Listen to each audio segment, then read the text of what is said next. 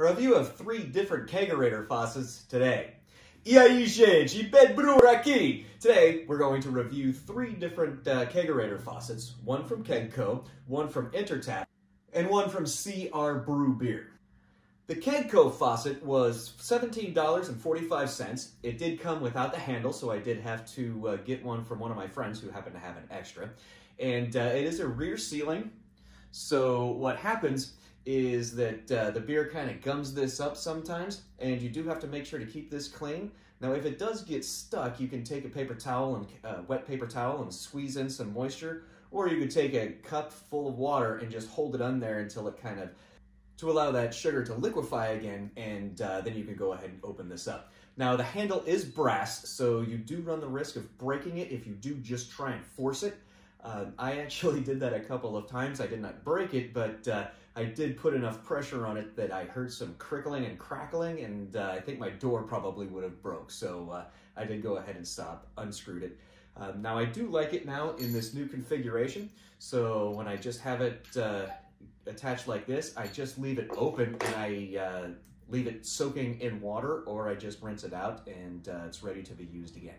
Now, the Intertab faucet that I opened up that day on Christmas presents, I actually had to return it, and the reason is that this threading on the back, so this collar only has a certain number of threads, and one of the things that that happens is you get the 2 different pipes put together, and there's a gasket on the inside of this.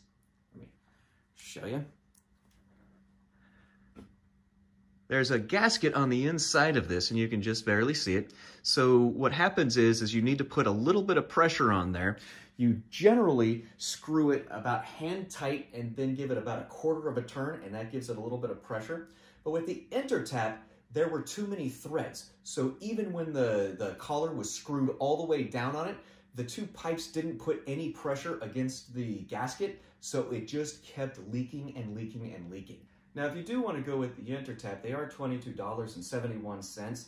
I would recommend that you purchase 2 of them. That way you increase your odds of going ahead and getting something that is the right size. Now, the CR Brew Beer did come with the tap handle, and it came with this flow control, which I didn't really see a point of until I actually installed it. What I found is that, and I never do this, but I did end up having an occasion to fill up some bottles. And when you reduce the flow, it actually does reduce the amount of foaming, and therefore you do keep a little bit more carbonation in that bottle. Now, I have heard complaints about there being a lot of foam in this type of faucet with the front sealing, and that's because you have a difference in temperature in the faucet as you do in the kegerator. I haven't seen that very much, and one of the reasons is that with it being attached to the actual kegerator instead of in a tower, basically I get this really cold really quick, and you saw that it was at about 68 degrees. My kegerator is at 4 degrees Celsius, and yes, that is a big difference. However, since this cools down so fast, I don't have a problem with it, and I am assuming that most people with a problem are using it with a tower. And this was $50.99, well worth it. I'm very happy with it. It worked first time, and I haven't seen any complaints about this not fitting with the collar and having a really good seal. Thank you for subscribing and supporting my channel. Give me a thumbs up if I helped you make a decision. Until next time.